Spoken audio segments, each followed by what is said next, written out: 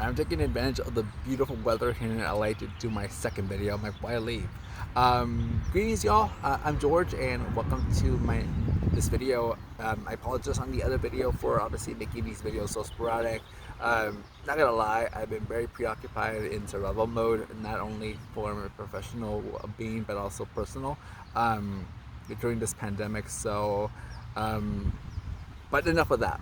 The previous video that I just did was talking about like my personal opinion of if we've hit rock bottom as an industry here in the U.S. And I do, like I said, I do feel like yes, we have, and we are seeing some gleam numbers of uptick in demand.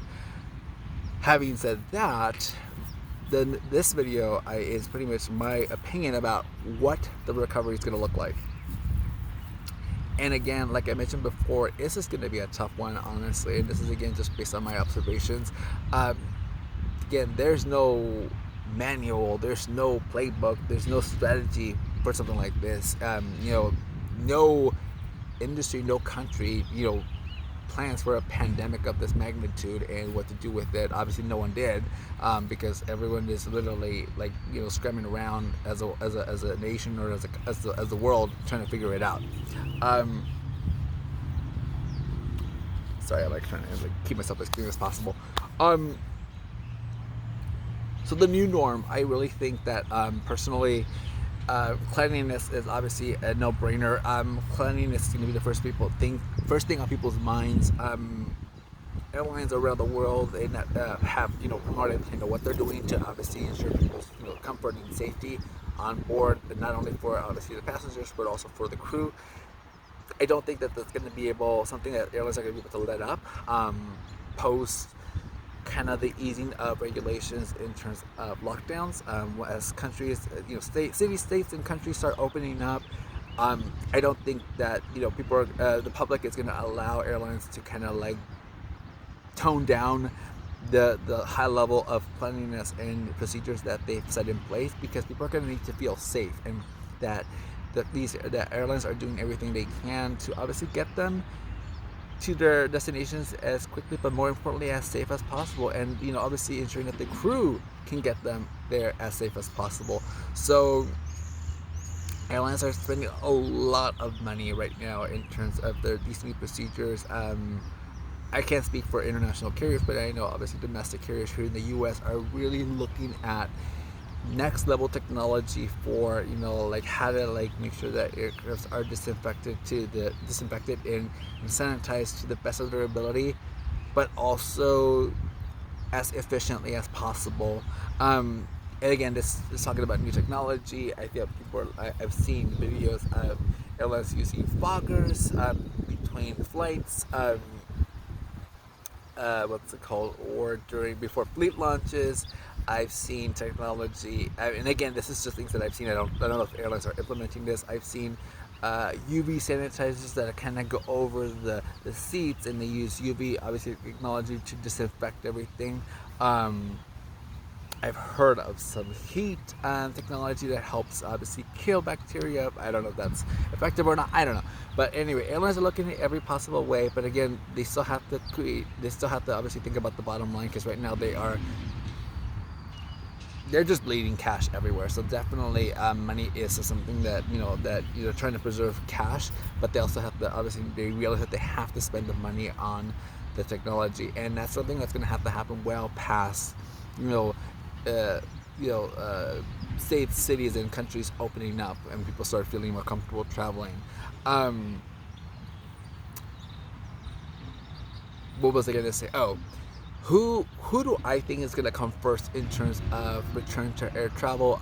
I really do think that personally, I think that travelers that fly to visit friends and family are going to come first.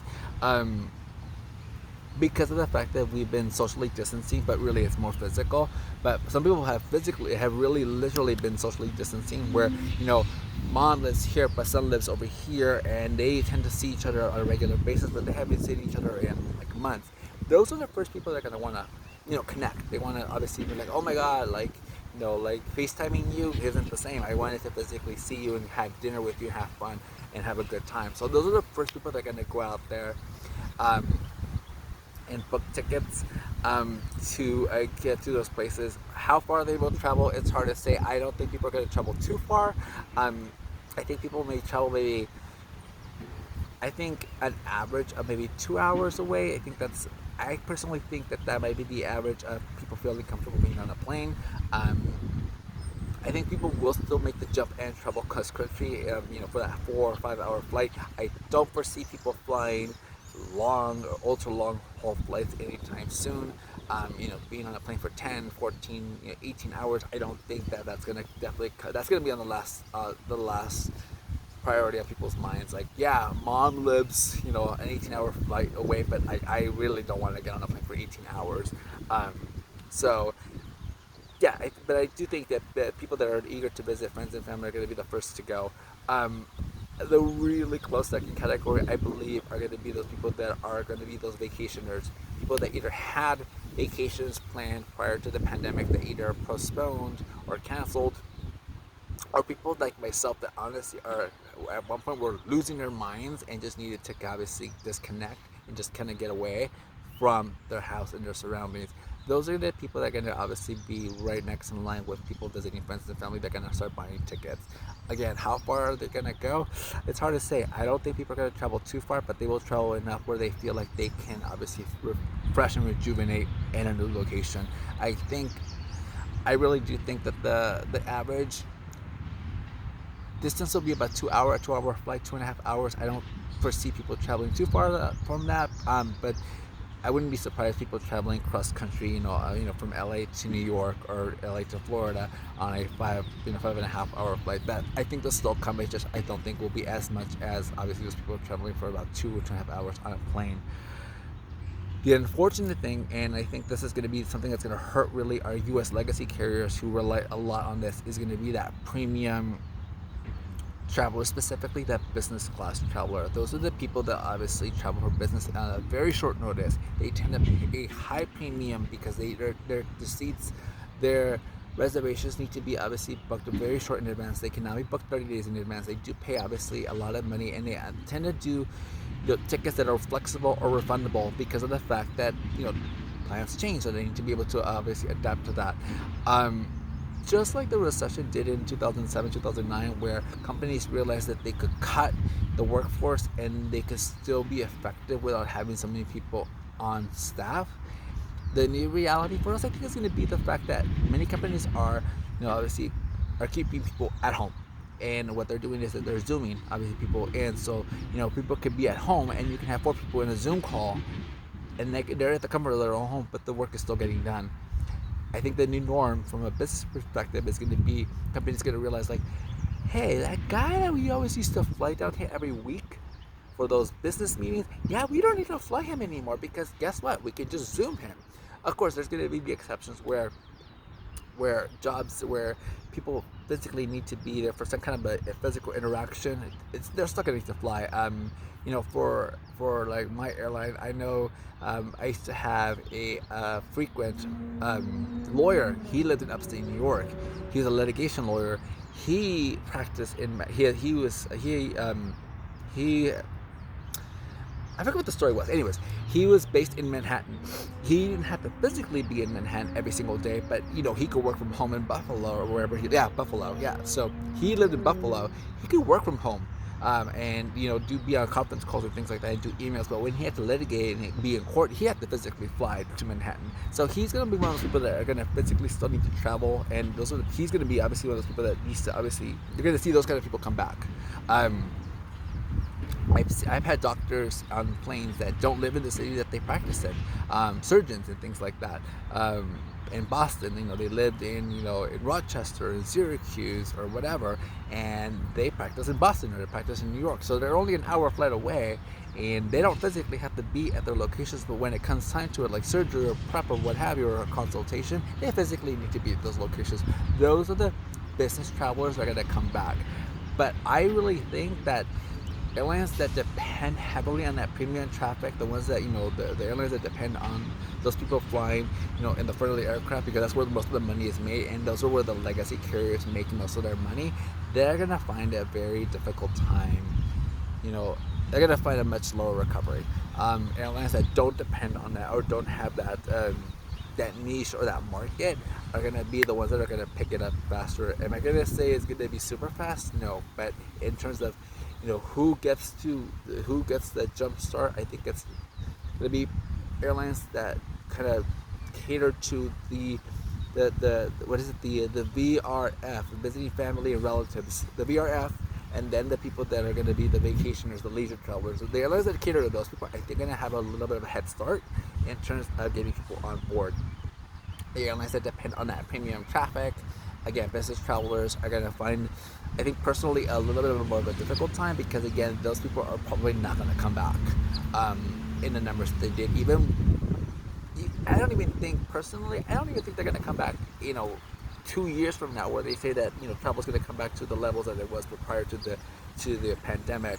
Because again, I feel, and again, this is just me personally, because I just from what I've seen, I just feel that the new norm is going to be Zoom, and Zoom is going to make a killing, because a lot of companies are going to rely on that even more so now that they're not going to have to get people to fly for sales conferences or business or face-to-face meetings. Zoom, boop, all right, there you are on my phone, done. So that's how I see the recovery happening.